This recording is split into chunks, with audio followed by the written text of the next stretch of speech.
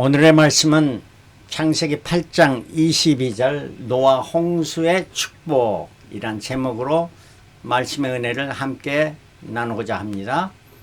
창세기 7장에 홍수의 과정을 말해줍니다. 11절에 노아 600세 되던 해에 2월 곧 그 달 17일이라 그날에 큰 기품의 샘들이 터지며 하늘의 창들이 열려 40주야를 비가 땅에 쏟아졌더라. 홍수가 일어난 때는 after 아담 이후 1656년 2월 17일이었습니다. 어떻게 홍수가 났나? 땅속에 샘들이 터졌고 하늘의 창이 열렸고 40주야로 비가 쏟아졌습니다.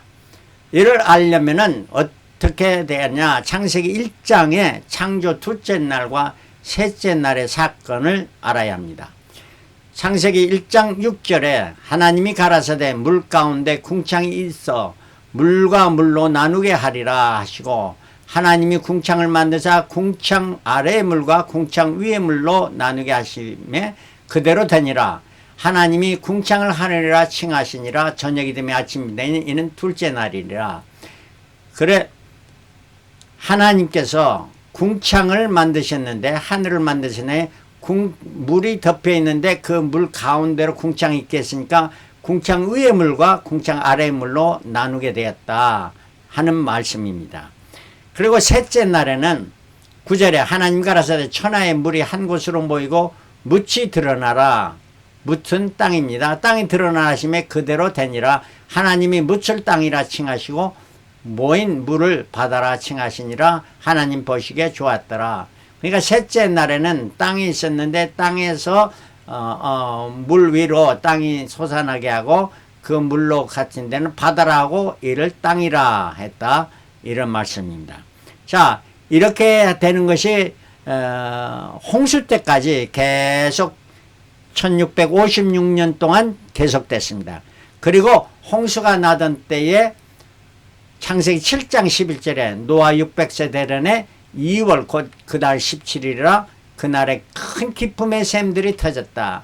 큰 기품의 샘들이 터졌다는 땅에 있는 샘에서 물이 솟아오르고 하늘의 창이 열려서 궁창 위의 물에 열려서 위에서 비가 쏟아지고 땅에서 물이 쏟아지고 이렇게 계속됐다. 홍수의 시작은 2월 17일이었다 하는 말입니다.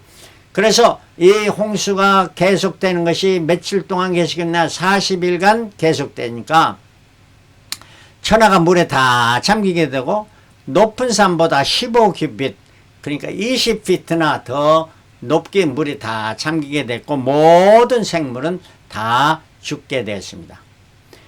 24절에 물이 150일을 땅에 창이라 해라.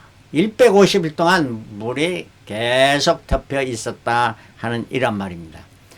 그래서 8장 4절에 7월 곧 그 달 17일에 방주가 아라라산에 머물렀으며 그러니까 150일 다 머물러 있다 물이 점점 더 강하게 돼서 방주가 아라라산에 딱 안착하는 날이 언제였느냐 7월 17일이었다 하는 말입니다. 그래서 2월 17일부터 7월 17일까지는 5달입니다. 근데 이것이 며칠이었느냐 150일이었다 하는 거예요. 그러면 150일이 5달이니까 한 달은 30일씩 노아 홍수 전에는 한 달은 정기적으로 30일이었다 하는 이런 말씀이 되겠습니다. 그래서 이 7월 17일 이 날이 중요한 날인데요. 이때부터 계속해 가지고 이제 이 7월 17일에 출애굽할 때 이스라엘 백성이 그 후에 출애굽하죠. 출애굽할 때가 2656년이었는데 이때에 이달로 너희의 달의 시작이 곧 해 첫 달이 되게 하고 이렇게 말씀했습니다. 이 말은 무슨 말이냐? 7월 17일의 민간력을 1월 17일 종교력으로 바꾸라 하는 것입니다. 그래서 1월 17일은 바로 아라라산의 방주가 안착한 날이나 같은 날이 되겠습니다. 근데 이 1월 17일이 또 AA 4030년쯤에서 예수께서 부활하신 날이 같은 날 1월 17일입니다. 그러면서 방주가 아라랏산에 안착하는 날, 홍해를 건너는 날, 예수님 부활하신 날, 이 세 날이 다 같이 1월 17일 똑같은 날이 되므로 중요한 의미를 가지고 있는 것입니다. 자, 노아 홍수의 과정을 생각해 보면은 7월 17일에 아라랏산에 안착했다. 10월 1일에는 물이 감하여 산봉우리가 보이게 됐고 10월 10일에는 까마귀와 비둘기를 내보냈는데 까마귀는 돌아오지 않고 비둘기는 돌아왔습니다. 왜 그랬을까요? 까마귀는 죽은 시체에 고기를 먹을 수 있기 때문에 그 떠다니는 시체 위에 앉아서 고기를 뜯어먹고 그러니까 방주에 돌아올 필요가 없었죠. 그러나 비둘기는 곡식을 먹으니까 돌아왔습니다. 그래서 11월 17일 날 다시 비둘기를 내보니까 감람나무에 새 잎사귀를 물고 왔습니다. 홍수가 그치고 새 잎사귀를 물고 왔죠. 11월 24일에 비둘기를 다시 내보니까 돌아오지 않았습니다. 그래서 그 곡식을 먹으니까 다시 돌아오지 않았던 거예요. 1657년 그러니까 홍수 이후 1년 된 정월 초하루 날 온 지면에 물이 거치게 됐습니다.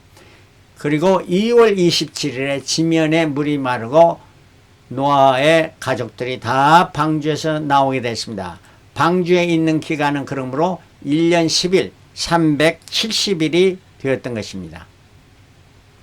자, 노아가 방주에서 나와서 처음 한 일이 뭔가?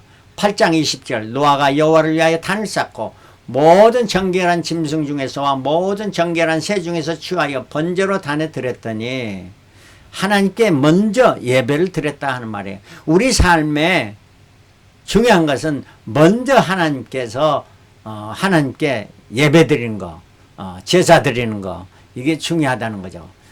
그랬더니 하나님이 여호와께서 그 향기를 흠량하시고 그 중심에 이르시되 하나님 마음에 내가 다시는 사람으로 인하여 땅을 저주하지 않으니 이는 사람의 마음에 계획하는 바가 어려서부터 악함이라 내가 전에 행한 것 같이 모든 생물을 멸하지 아니하리라. 사람이 나쁜 짓을 했는데도 불구하고 하나님은 사람으로 인해서 사람을 저주하는 것이 아니고 땅을 저주했다 하는 말입니다. 그래서 하나님은 사랑의 하나님이십니다. 자, 인간이 범죄해도 말미암아 창세기 3장에 보면은 하나님께서 저주한 거는 뭐냐? 성경을 자세히 보면 저주받는 거는 뱀이 저주를 받아서 흙을 먹고 기어다니게 했고요. 또 땅이 저주를 받아서 엉겅퀴와 가시덤불을 내게 됐답니다. 그러면 여자 하와에게는 아이 낳는 고통을 줬습니다. 남자에게는 땀을 흘려서 일하게 했습니다. 깊이 생각하면 이것들은 저주일까요? 아니면 축복일까요? 예. 저는 축복이라 생각됩니다. 왜냐하면 바로 아이를 낳으려면 고통이 있어야죠. 짐승들도 다 새끼 낳을 때 고통받아요. 그 남자 열심히 일을 해야죠. 운동도 되고 땀을 흘려야 되죠. 일하기 싫거든 먹지도 말라고 그랬어요. 그렇게 생각하면은 하나님께서 아담하고 범죄했음에도 불구하고 아담하고 저주를 한 게 아니고 축복을 줬고 저주는 대신 뱀과 땅이 받았다 하는 이란 말이에요. 그래서 창세기 3장 21절에 여호와 하나님이 아담과 그 아내를 위하여 가죽옷을 지어 입히시니라. 놀라운 축복입니다. 예, 가죽옷을 지어 입히시려면은 어떻게 하죠? 짐승을 잡아야 됩니다. 피 흘려 양을 잡아 피 흘렸고 그것으로 가죽을 말려가지고 그것으로 옷을 만들었고 만들었을 뿐만 아니라 입혀주시기까지 했다는 거예요. 이토록 좋으신 하나님이십니다. 자, 홍수로 인한 축복을 한번 생각해 봅시다. 첫째로 하나님이 바람을 불게 했습니다. 8장 1절에 하나님이 노아와 그와 함께 방주에 있는 모든 들짐승과 육축을 관념하사 바람으로 땅 위에 불게 하시며 물이 감하였다. 물을 감하는 것은 야 땅에서 물러가라 하신 게 아니고 바람을 부르셨다. 바람이 땅에 물이 줄어들게 했다는 말이고, 그러니까 바람이 물보다 더 스트롱합니다. 불보다 더 스트롱한 물이죠. 홍해를 가르실 때도 동풍을 불어서 가르셨습니다.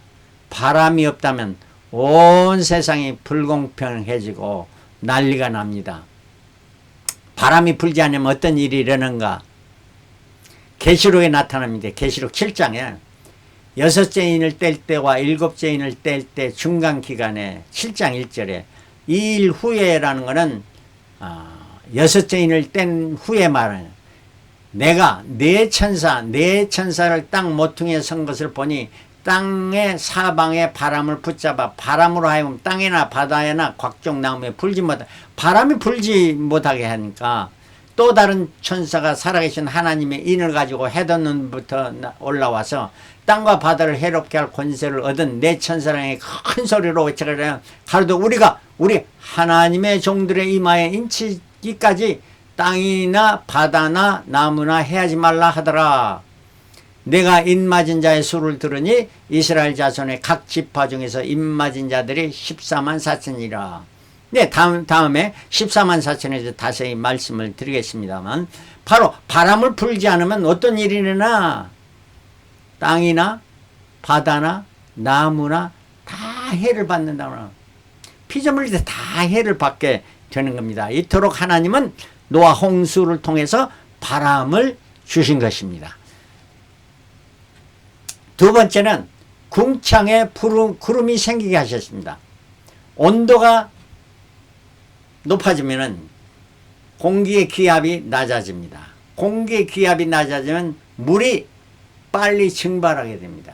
물이 스스로 증발하면 그것이 모여서 구름이 되는 것이고, 구름이 됐는데 기온이 낮아지면 그 구름이 물방울이 됩니다. 그 물방울이 떨어지는 것이 바로 비입니다. 근데 물방울이 급맹하게 더 낮은 온도를 맞게 되면은 얼음이 돼서 떨어진 것이 우박이 되는 것입니다.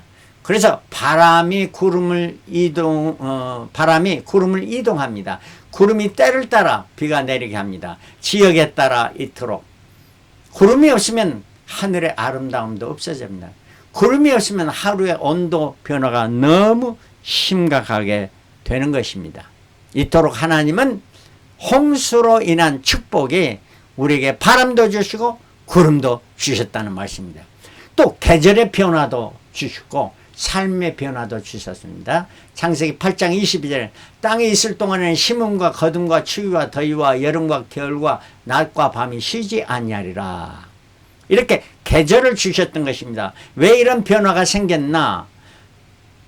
AA 1657년 지구의 지축이 변화됐습니다. 그 전에 지축은 아마도 곧바로 서있더니 조금 기울어졌든지 이 정도였는데 지금은 점점 더해서 23.5도로 기울어졌습니다. 그래서 지역과 때에 따라서 계절의 변화가 생기게 됐습니다.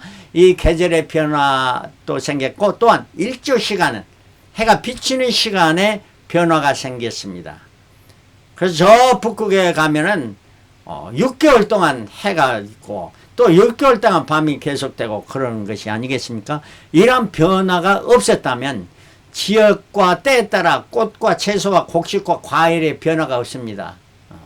그리고 이러한 변화는 때와 따라 지역에 따라 변화는 우리 삶의 변화와 축복을 가져옵니다. 심을 때 심어야 되니까 열심히 일하죠. 거둘 때 또 열심히 거둬야 됩니다. 추위와 겨울 준비 또 이렇게 월동 준비하며 밤이 되기 전에 열심히로 일하고, 이러한 삶의 변화를 둔 것은 하나님께서 우리를 향한 저주가 아니고 축복이라 하는 말씀입니다. 네 번째 축복은 음식의 변화를 주셨습니다. 육식도 허용하게 됐습니다. 창세기 9장 3절에 무릇 산 동물은 너의 식물이 될지라 채소같이 내가 이것을 다 너에게 주노라. 그전에는 채식만 했는데 이 시대에 육식도 주셨다면, 채식의 단점은 뭐냐? 무기질의 흡수에 방해가 되고 포만감이 없어집니다. 그래서 빨리 배고프게 된다는 거예요. 영양소들의 부족이 있고 철분에 적어서 빈혈이 오게 됩니다. 장점은 섬유질이 많아서 장을 보호하고 콜레스테롤을 저하시킵니다. 그래서 육식의 단점은 비만하고 콜레스테롤을 올려주고 성인병, 변비로 피부에 노폐물이 축적됩니다.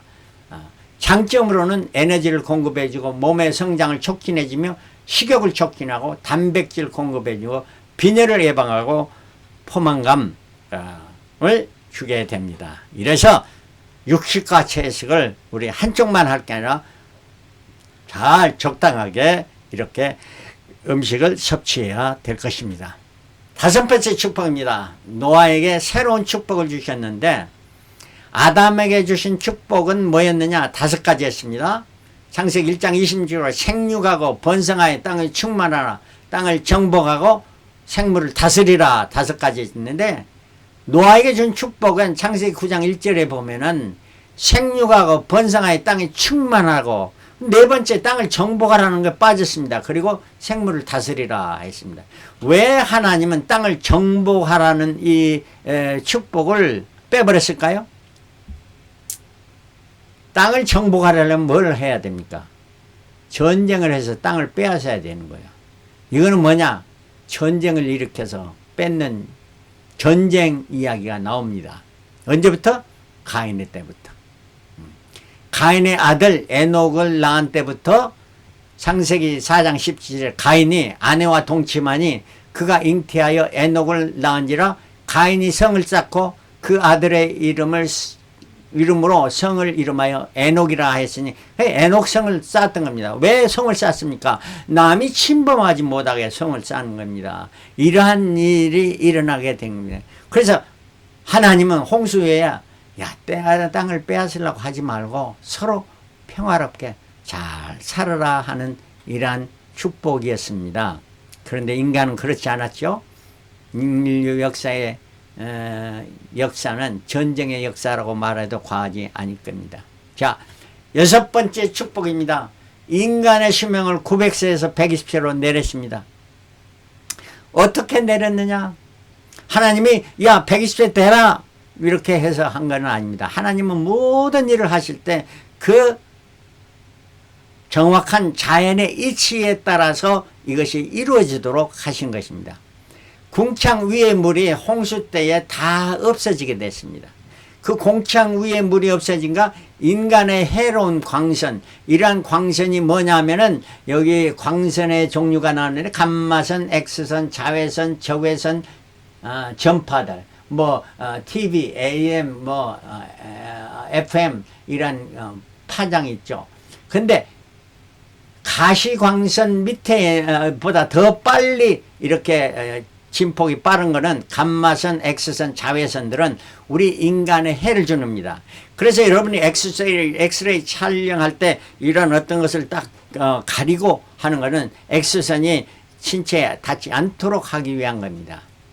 이건 하나님께서 이렇게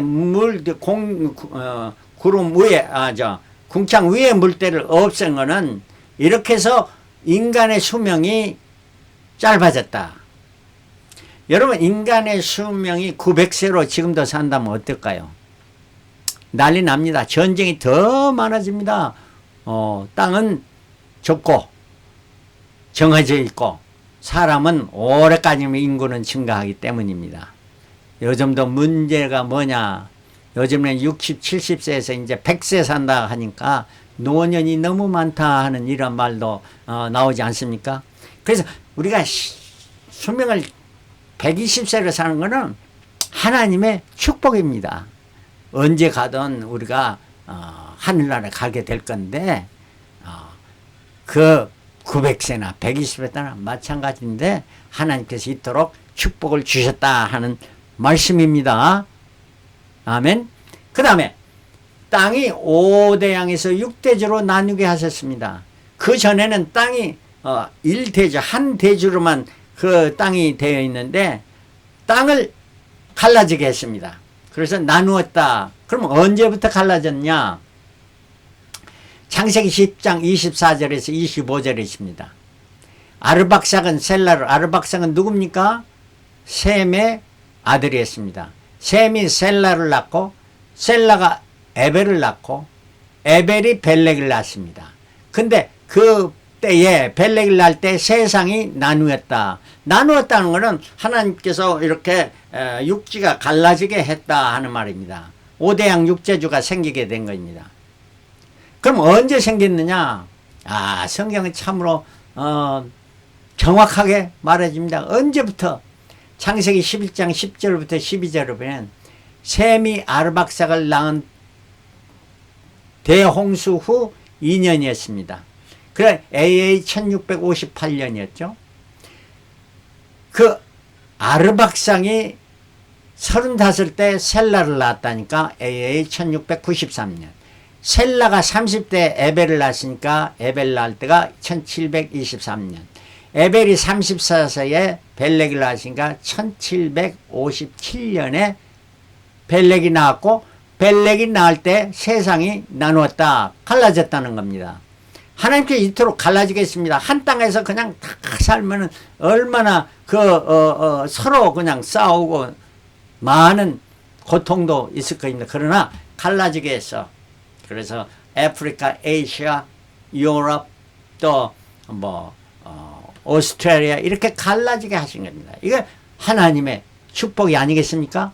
그래서 홍수 후 홍수가 1656년에 났는데 1657년에 땅이 갈라졌어요. 그러니까 홍수 이후 101년 후에 갈라지게 됐어요. 갈라지는데 여러분, 땅이 갈라지는데 하루아침에 되는 거 아닙니다. 금이 나고 금이 가고 그 다음에 그 금이 점점 더, 왜냐하면 23.5도로 나누어졌기 때문에 이게 그 집안이 밑에 있는 큰 집안이, 지구에 있는 그 집안이 움직이게 돼서 갈라진 것이 5대양 6대주가 된 것입니다. 이 하나님께서 이토록 하루아침에 된 게 아니고 그게 점점 더 갈라져서 100년, 101년이 걸려서 갈라진. 성경은 이렇도록 자상하게 가르쳐주고 있습니다. 네. 몇 년에 일어났고 언제 일어났다. 놀라운 사실 아닙니까? 이래도 하나님께서 그 성경을 주신 것에 감사 안 하시겠습니까? 자, 홍수가 주는 교훈 생각하고 있어. 회개하고 돌아오라. 하나님의 자녀는 범죄하고 타락해서는 안 됩니다. 타락했기 때문에 홍수가 왔습니다. 그러나 홍수에서도 하나님 자비의 긍휼을 베푸시고 범죄하면 하나님께 빨리 돌아와라 하는 하나님의 말씀입니다. 그리고 선하고 회개하면은 하나님께서 축복을 주시고 저주는 뱀이 받고 저주는 땅이 받았다 하는 말씀이에요. 고난을 통한 하나님의 훈련을 감수해야 됩니다. 노아는 방주를 짓는 고난과 사람들의 비방을 감수했고 1년 이상 동안 방주 안에서는 뭘 했습니까? 놀고 쉰 것이 아닙니다. 모든 생물들을 다 사육해야 됐습니다. 먹이를 줘야 되고 이렇게 돌보아야 됐습니다. 위기와 고난은 하나님의 축복의 통로입니다. 다시 말합니다. 위기와 고난은 하나님의 축복의 통로입니다. 그래서 COVID-19, 코로나 바이러스 19, 이거는 위기입니다. 이 위기는 어떤 사람의 축복이요, 어떤 사람들의 폭망이 되기는 하지만 여러분 모두 다 축복의 통로가 되시기를 바랍니다. 하나님의 심판은 하나님의 사람들에게는 축복이다 하는 말씀입니다. 세 번째, 고난 후엔 반드시 축복이 따릅니다.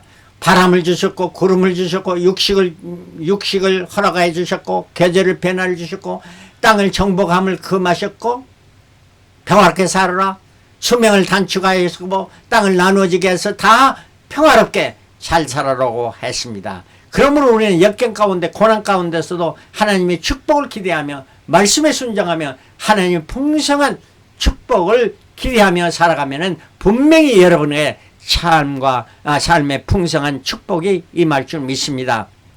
마지막으로 까마귀가 되지 말고 비둘기가 돼 평화롭게 살아가는. 까마귀는 먹이가 있으면 자기 혼자 먹으려고 딴 까마귀를 쫓아냅니다. 그 쫓아내다 보니 자기도 못 먹는 걸 보게 되는데요. 비둘기는 그렇지 않습니다. 먹이를 던져주면 구구구 하면서 다 자기의 동료 비둘기를 불러서 함께 나눕니다. 하나님께서 홍수를 주신 것은 이토록 우리로 하여금 자유와 평화를 누리게 하신 하나님의 놀라우신 축복임을 믿고 하나님 믿고 의지하며 어떠한 고난에도 불평불만하지 말고 하나님께 감사 찬송하며 승리하는 저와 여러분들이 되시길 그리스도로 축원합니다. 할렐루야. 아멘.